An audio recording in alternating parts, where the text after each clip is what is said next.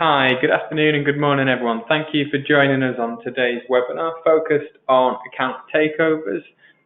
Don't be are you a victim or are you an enabler? Just in terms of a few quick introductions. My name is Tom Platt. I head up product sales here at Technica. I've been working with a range of businesses from people in retail, to finance, to insurance, sports betting and gaming, and even media, helping them deal with account takeover attacks and helping them manage that as it's happening. Today, I'm very fortunate to be joined by my colleague, Chris Collier. Chris is one of our technical specialists within the team who works very closely. And today, in terms of what we're going to be covering, Chris is going to do a quick summary of the parts of GDPR that are affected or we feel are affected by account takeover. We're going to talk a little bit about account takeover, what is the attack, why is it happening, and why should you be concerned about it. We'll then cover just a little bit on the sophistication of the attack, how we're seeing them rise and how we're seeing them become more sophisticated. Before we touch a little bit, not too much, not really a sales pitch today, but a little bit on how we can help. And a summary of how account takeover fits into GDPR as we see it going forward. So thank you all for joining us. If you do have any questions, please do feel free to submit them into the question box at the side of the webinar panel. More than happy to cover those at the end, but without further ado, I'd like to hand over to my colleague Chris, who's just going to talk a little bit more about the GDPR points we're going to be covering today. Thank you very much, Tom, and good afternoon, everybody. So, obviously, I'm sure you're all very well aware, GDPR comes into force next week. It's come around a hell of a lot quicker than I think everybody anticipated. And it's not going to be an education session because I'm sure everybody's been bashed over the head with GDPR over the last, I would say, year and a half. But the point that I'm trying to highlight right now is the fact that GDPR affects a business in three main areas, really, when you think about it. First and foremost, it's all about data that a business is actually holding and keeping that and the privacy of that information, i.e. your customers, your users, etc., maybe even your own internal employees. Obviously, there are business processes that relate to the capture and storage of that data, and obviously you've then got to deal with all of the security and the breach elements of that go along with it. So what are the steps that you are taking in order for you to ensure that things are kept secure and to stop potential breaches? If we move on to the next area, so obviously our webinar today is on account takeover and where we feel that GDPR will be affected by an account takeover attack. And we just want to highlight a few of the articles initially so that we can get a little bit more context around it. So the first article really is mainly around Article 32. So being able to ensure the ongoing confidentiality, integrity, and availability and resilience of processing systems and services.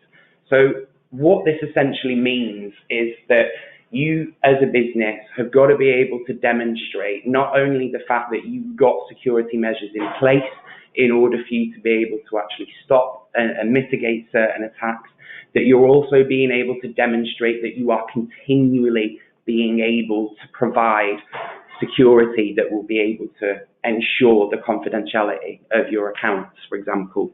Moving further on from that, if you were to suffer from a breach, how would you actually then go about A, finding it, and then B, obviously notifying the actual authority? So here in the UK, that would be the Information Commissioner's Office. And then finally, you would then have the communication to the actual subject themselves, so the people whose accounts were actually taken over. So one of the big reasons that we're doing this webinar is that account takeover is a really big threat that a lot of organizations do face on a day-to-day basis. And as we'll go on to in a little bit later in the actual presentation, you'll find that a lot of account takeover attacks now are actually being orchestrated through automation, and that can present a significant difference in challenges that an organization would face in comparison to, say, for example, somebody using a piece of malware in order for them to get into an organization, for example. So if I just hand back to Tom, and he can go over some of the account takeover methodologies. Thanks for that, Chris. So, yeah, obviously Chris has mentioned a little bit as to why it's important to continue to protect and take care of your security of your application and your systems. I'm just going to focus a little bit on the anatomy of an account takeover attempt and what we see. Why are people trying to do this, and why are certain businesses at risk of this happening? So I think the first thing to mention is that, as businesses have moved to the cloud, so have criminal enterprises. As businesses have moved to SaaS, so have criminal enterprises. So when we see an account takeover attack, I think it's very important to mention that what we typically are seeing is one part of what is a much larger, or typically a much larger attack, often orchestrated by one individual within a network of individuals who's carrying out part of a task. So one of the most common types of attacks we would see would be a large breach of credentials carried out by one person who's breached some credentials.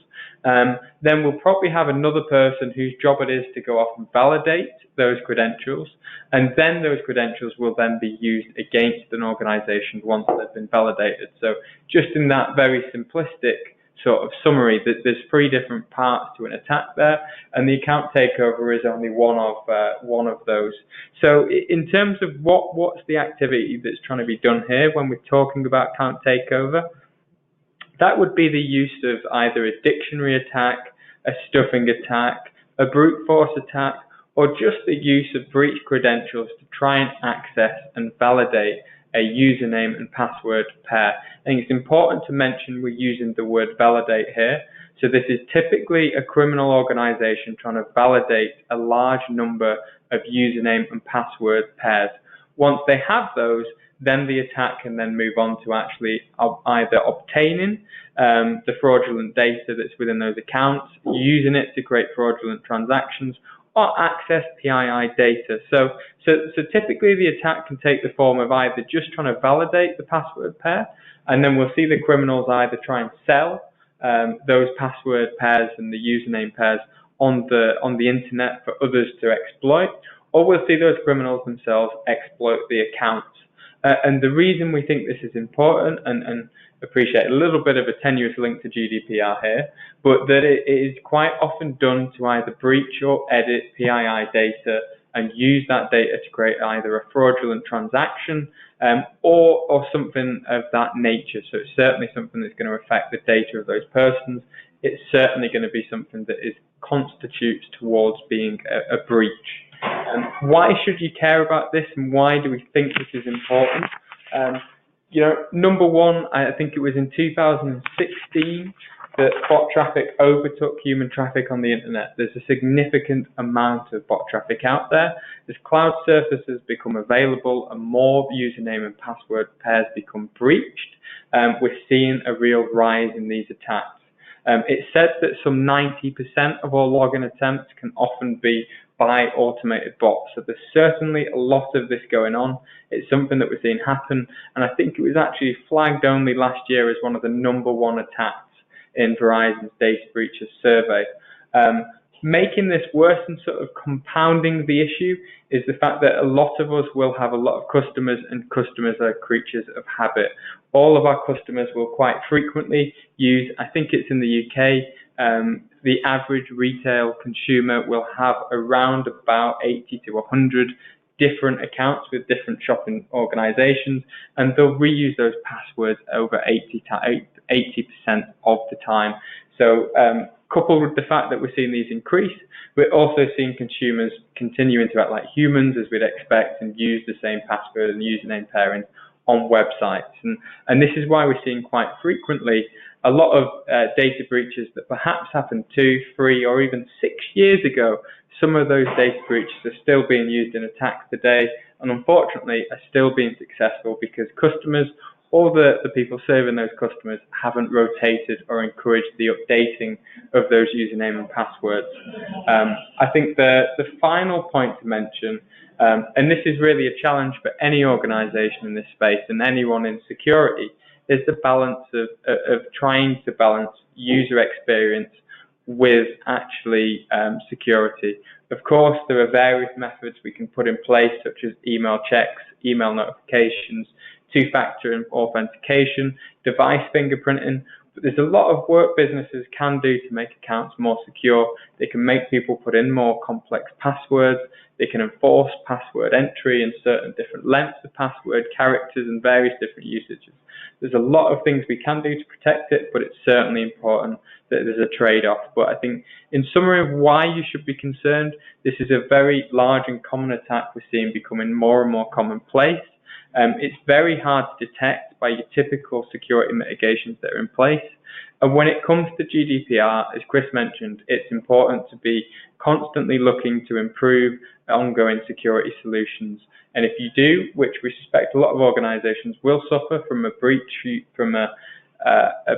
password and username pair that's happened on another site, they will suffer a breach there. And at that point, it's very important, certainly in the eyes of the GDPR legislation, that we seem to be taking action on that, stopping it from happening again.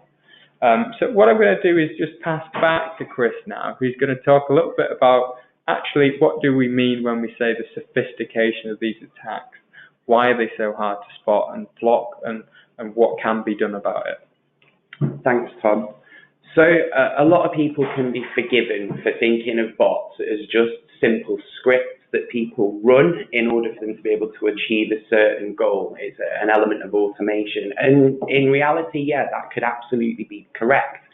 But bots are now extremely sophisticated and backed by huge networks that are run by criminal organizations that Tom alluded to earlier.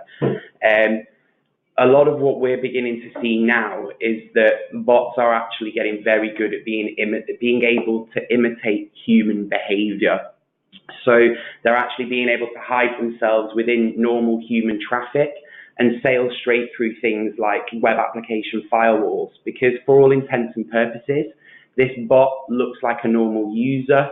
It's identifying itself with a standard user agent. It's requesting things that a normal user would normally request on a web page.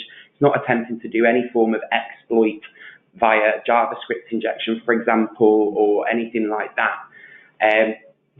And so because of the fact that bot authors are actually writing these bots, a lot of the time specifically for web pages or websites that they want to target, they're able to make the bot use mouse pointers and move the mouse around in order to stop standard checks. In some instances, we have bots that can evade a lot of capture technology. So we have seen elements of where bots that will use exploits, say, for example, using voice recognition in order for it to bypass Google reCAPTCHA in order for it to get past that. We have seen a lot of bots whereby they actually pass information from a captcha back to a capture farm. So this could be where the criminal organization actually employs humans to sit within a building or wherever it is that they are located and wait until a bot actually passes a captcha to the human for them to complete it, which then posts that information back to the actual bot itself. So the other way of looking at it is, well, obviously the bots are going to be communicating from specific IP addresses, specific data centers, which is great because we could either rate limit them or we could just block those IP ranges. But we're seeing more and more now that these botnets or the actual bots are rotating their IP addresses extremely quickly and extremely intelligently. And whilst it may be good for us for, say, a short period of time for us to block that IP range or rate limit that IP range specifically, the bot problem doesn't really necessarily go away. It stops for a little bit and then it just comes back and it can be just as aggressive. And obviously, in order for you to be able to get any information out of this, you've got to be able to do some sort of log analysis for you to be able to actually find out what the bot has actually been doing on the website itself. So what is the typical user journey? What was the path? Where was it going? What was it looking at? How long was it on the page for? Et cetera, et cetera. So as you can probably tell, bots themselves are actually a massive problem for a lot of organizations, not just from an account takeover point of view, but from all sorts of other reasons, such as scraping content, IP theft, etc. And these organizations that obviously run all of these botnets will change these bots specifically from organization to organization. So it could be that, say, for example, in Tom's previous slide, we saw that there was credentials that were used in the Gorka hack and credentials that were used in the Sony hack, that the criminal organizations could decide we're going to target a few different major websites, say, for example, like Amazon or eBay or Google or whatever, where they could then run these tests with these credentials that they've got from those hacks, but tailor the bot specifically for each one of those sites, because they've been able to gather quite a lot of information without them actually needing to do it themselves, which I suppose then leads on to our solution really to bot problems. Sure. Thanks for that, Chris. So yes, what I wanted to touch on, we don't want to make today too much of a sales pitch and be certainly more informative. So I'll talk about our solution in a pretty sort of holistic, open way. And I think that the first thing that everyone on this webinar would recommend should have, whether it's from us or any provider, is some form of reputational analysis. As we mentioned there's a lot of sophisticated bots out there that will be rotating user agents, they will be rotating IP addresses, but quite often what we find are one of the quickest wins any organization can get is by turning on some very basic forms of reputational analysis. Here within the Traffic Defender product, we'll have some millions of IP addresses, known malicious user agents that we're seeing in the creation of account takeover attacks, bad Tor exit nodes, various different bits of reputational analysis that we're constantly updating on an hourly basis that we can use to just check and sanity check any traffic that's coming into your website. Quite often what we'll find is that will stop a lot of the common attacks that are just going scraping sites in general. But as Chris said, there is a lot more sophistication in the bots that we're seeing today. So certainly reputational analysis is a great first step, but not the sort of holy grail of stopping this problem that we would suggest. We'd certainly suggest you go further. And what we do here to sort of mitigate that in a further way is the first step is that obviously very common piece of reputational analysis. And the second step is moving into behavioral analysis. So here is where we're looking at the visitors on your website. What are they doing on the website? We'll use sometimes up to 100 different variables depending on your website. Understand what your usual customer looks like. What does a human visit look like on that site? And then once we understand that, it's quite easy for us to spot a bot regardless of what user agent or IP address it's coming from based on its activity, because the one thing that these bots can't do is they can't behave like humans. The whole point of the bots is that they're an automated attack, and so they're there to make things quicker and faster for an attacker. So it certainly gives us a very easy way to identify them using our behavioral analysis. And certainly what we'd recommend to anyone listening into this, if you're concerned about GDPR and you're concerned about security, the first thing that you need to be doing is getting some visibility into your website in terms of what bot traffic do you have today and what's on the website. If you can't confidently answer that question, I think there's certainly something that we could be doing to help you, and certainly something that you should look at is investigating that. I'm now going to pass over to Chris, who's just going to talk a little bit about the final part of Traffic Defender and GDPR and how it applies. Thanks, Tom. So obviously, I know we linked account takeover to GDPR, and I think it was a really good way of us being able to highlight where we think that we're able to assist you as an organization where GDPR is concerned. Because the way that Traffic Defender works, we would be sat in front of your web application in a lot of instances. So it means that we'd be able to actually see the traffic that is actually coming to your website. That allows us to actually conduct all of this analysis, and it allows us to then give you all of that actionable intelligence and actionable insight in order for you to actually understand an attack, if an attack's going on, when it's going on. So that automatically allows us to fit in with Article 32 within GDPR, because you can say that you are, to the Information Commissioner's Office, that you are using non-traditional tools in order for you to actually ensure that you are providing an ongoing security solution to keep the information that's within your accounts confidential. Because of the fact that we're continually analysing all of the traffic that comes through us to your website or to your web-based application, we can act as an early warning indicator to when that you're potentially going to be compromised or you're under attack. That then means that you could use your security teams or your incident response teams in order to pick things up earlier, in order for you to actually find things earlier and prevent the breach from escalating. I think, and this is a personal opinion, not one of the Information Commissioner's Office, but I think the longer that it takes for an organisation to find a breach and actually go and rectify it, I think is not going to go down too well when it comes to obviously reporting, because one of the things that you will get asked is what technology and what mitigations have you got in place in order for you to have prevented that? What is it that you've got that alerts you to it in order for you to then instigate a response to it? So obviously that then goes hand in hand with Article 34, which means that you've obviously got to respond to your customers, your employees, etc., to let them know that unfortunately that there's been an attack of some description and that their credentials have actually been compromised in some way, shape or form. I think on the whole, from a traffic defender point of view, we want to be seen as a complement to your ongoing security. So we're not saying that your web application firewall isn't of any use, and we're not saying that your IPSs and IDSs aren't of any use.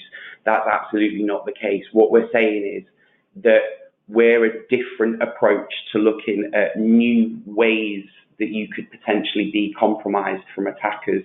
Because let's be honest, in the security game, the attackers are always one step ahead. They're always coming up with new ways and means for them to be able to compromise an organisation. And by adding a bot mitigation layer into your website would be a really good way of you being able to identify when a potential account takeover is actually happening. Great. Thanks a lot for that, Chris. So we're just drawing to a close there. I think what I really wanted to summarise on for me was that GDPR is around the corner. I imagine all of you are more than adequately prepared. And what we're not saying is that you need a bot mitigation solution to be GDPR compliant.